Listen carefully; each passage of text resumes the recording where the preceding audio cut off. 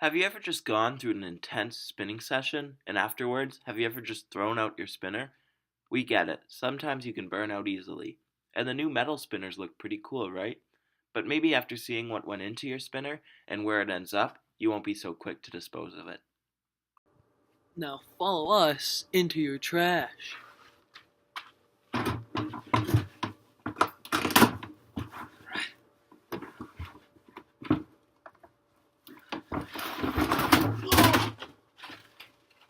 Let's start with the history of the fidget spinner. The first patents for a spinner toy appeared in 1993. The toy was intended to provide a means of focus for children suffering from mental illnesses like ADHD and autism. The idea was initially patented by a woman named Catherine Hedinger, but for years she either forgot about it or refused to start monetizing the idea. The patent eventually expired in 2017, and that opened the floodgates for toy designers around the world. Although most spinners nowadays reside in the random drawer of junk and miscellaneous items that everyone has in their kitchen, fidget spinners were huge in 2017, with entire chains going to great lengths to meet the demand and supply. There were entire factories dedicated to making all sorts of varieties. It is estimated by NPD, a data company, that in 12 first world countries, 19 million spinners were sold in the first 6 months of 2017. China became the world's largest exporter, with firms shipping them off in bulk. It didn't hurt that they weren't licensed, so any retailer was able to make and sell them. They could be easily made through 3D printing and more techniques. The result of all this was a giant quantity of fidget spinners in our society. Guess what happened when the trend disappeared? All of the materials that went into these spinners, all of the plastic, latex, copper, titanium, ceramic, stainless steel, and brass, didn't. Let's take a look at what materials go into these components, shall we? Resources like ceramic and metal are mined deep from within the earth and taken to factories to be machined into their final product. This can have multiple negative effects on the environment. Most of the time, the ores required to make these products are extracted through open pit mining and other excavation methods. These methods destroy the local environment beyond repair. Basically, huge pits are mined out of the ground, and multiple machines and chemical agents are used to extract the ores, preventing plant growth, destroying habitats, and causing contamination of the local watersheds. Studies in the area of open pit mines find higher levels of cyanide, which is often used to treat extracted gold ore. Cyanide is a toxic chemical that can cause serious health effects to multiple organisms. Open pit mining poses other dangers as well.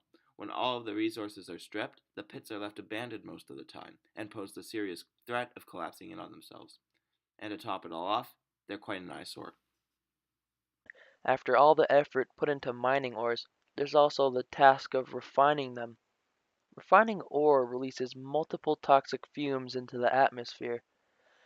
When steel is made, gases such as carbon monoxide are released, which is a highly dangerous gas in large quantities. Not only does it contribute to climate change, which in itself is an environmental hotspot, okay, but it also changes the environment chemically. When CO2 dissolves in the water, it produces carbonic acid. This can harm aquatic organisms as the acidic environment kills them off. We're only talking about the metals in a fidget spinner right now.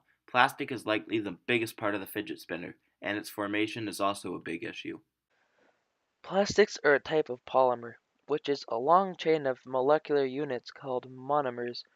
Most polymers are made up of hydrocarbons, which are exactly what they sound like, components containing hydrogen and carbon. Hydrocarbons are abundantly found in fossil fuels, which you may or may not have heard are the main ingredients of plastics. To make plastics, companies need to extract oil and other fuels. This also has negative environmental effects, but less serious than open pit mining. Fracking, for example, has been proven to weaken fault lines, making the area it takes place more prone to earthquakes.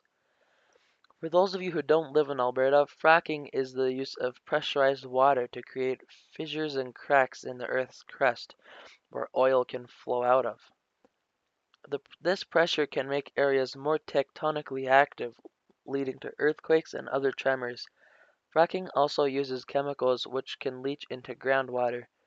These chemicals are carcinogenic in some cases. There are other ways to extract oil, but none are as damaging as fracking. I mean, come on, even the name sounds damaging. The real issue is the refining of this oil into plastics. When plastics are made, their byproducts are released into the environment. Studies have found that 8 out of every 10 infants have phthalates in their bodies, that nearly every adult does too. The phthalates thingies are used in the production of vinyls and other polymers. This study was conducted 9 years ago, yet the use of plastic has increased significantly since then. The amount of byproducts in our society has increased too. These byproducts have been shown to create hormonal and reproductive issues in both human and animal bodies. Now you understand the environmental effects of making a fidget spinner and potentially how much effort is put into making one. You have to dig into the ground and extract multiple raw materials, send them to a refining facility, and ship them off. We haven't even started talking about what happens when you throw your spinner away yet.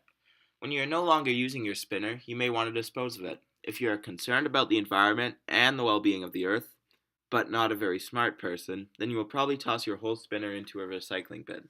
Once a week, a truck comes by and collects all of the recyclable material, taking it to a sorting facility. Automated machines that are tasked with sorting everything will divide all of the different recyclables into categorized bins, where it will be taken to another facility to be remade into other materials. That is, assuming the fidget spinner you threw in doesn't break the system. If you are another type of person and decide to just throw it out, then it will likely go to a much different place. When it is thrown out, it will be taken to a landfill, where it will be piled in a giant heap of garbage, and maybe eventually buried into the ground. Let's start with the latter, as it probably has the most serious environmental effects. Plastics and most polymers don't decompose or break down and turn into other molecules. Instead, they break into smaller and smaller chunks called microplastics. And if completely buried and isolated, these chunks shouldn't be an issue. Yet these desirable conditions rarely take place. In most plastics in a landfill can be washed away quite easily by rain or blown away or make it into groundwater until they start contaminating the watershed. You probably wouldn't enjoy it if you breathed in tiny chunks of plastics each time you went out for a jog. But for most aquatic organisms in the area, this is sadly their reality. Estimates say that 8 million tons of plastic waste enter the ocean each year, and that is only detectable waste. When we add up microplastics, that number increases dramatically. Isn't it just plain upsetting when you're walking down the beach and you see plastic debris everywhere? Not to mention the fact that the toxic byproducts of that waste that we talked about earlier often get ingested by small organisms, and those organisms get ingested by bigger organisms, and it works its way up the food chain until eventually end up eating these, and we all don't want to end up eating our own waste. Metals may be less damaging, but if they sit in a landfill, we're losing out on multiple materials still good for use. People will just end up mining more, causing more environmental damage, when there are still functional materials sitting in a landfill. Usually, large pieces of metal go to scrapyards, where they can be melted down and reused. But the small metals in a fidget spinner don't go to these yards, as they are too small alone to fetch much of a price. That's why they end up in a landfill most of the time.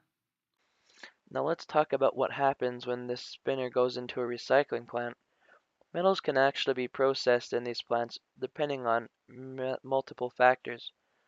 Most can be reshaped with heat and shipped off to fulfill a new purpose.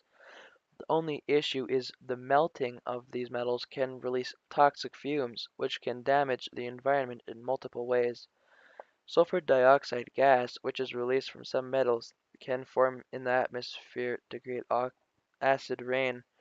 Otherwise, it's a pretty clean method. The real issue, again, is in the plastics. There are two types of plastics: thermoplastics and thermosets. Thermoplastics can be melted down and reshaped, but thermosets change their chemical structure when melted down and lose all their usefulness. The plastics in fidget spinners are thermoset. Even when you recycle these spinners, they won't end up going anywhere except the landfill. There they face the same issues as when you throw them away. So, what are we trying to communicate through all this?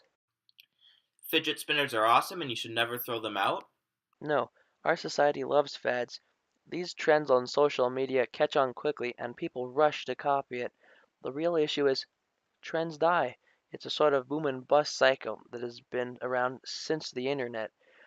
If you can think back to the days of silly bands, there were crazy amounts of these tiny plastic bands that all disappeared when the trend died, being sent to a landfill to be broken down. With billions of silly bands in the world, all of that plastic was used about once and then thrown away. As you probably already know, this caused a lot of damage to the environment. Fidget spinners were the modern equivalent of the silly band. They were manufactured, bought, used for 6 months, and then thrown away. There was no need for them when they weren't popular. These habits need to stop. We're using the planet's resources to make silly little toys like this, and they are actually killing our environment just because a YouTuber says they're cool. The environment is not an issue for the government to solve. We live in a consumer driven society. It ultimately boils down to what we buy. If there's a large demand, there's a large supply, and a larger mess afterwards. Luckily, there are things you can do to reduce your impact. First of all, only buy what you need and what you're certain you'll use for a long time. The issue with these trends is that they last about 6 months at a time before disappearing. When they do, a huge bulk of items are thrown away at the same rate they were produced. The second thing you can do is reuse your waste. Everyone talks about recycling and how green it is, but it should actually be the last thing you do. If you can, do a little homemade recycling with your fidget spinner. You could turn it into a pencil holder, for example. The main thing we're trying to say is that everything has a price, and it's important that we are aware of these costs. We need to think about everything we do, as for every action, there is an equal and opposite reaction. Man, it feels so good to spread awareness like this. Maybe we can end these useless trends soon. Yeah, anyways, you wanna go home and play some Fortnite.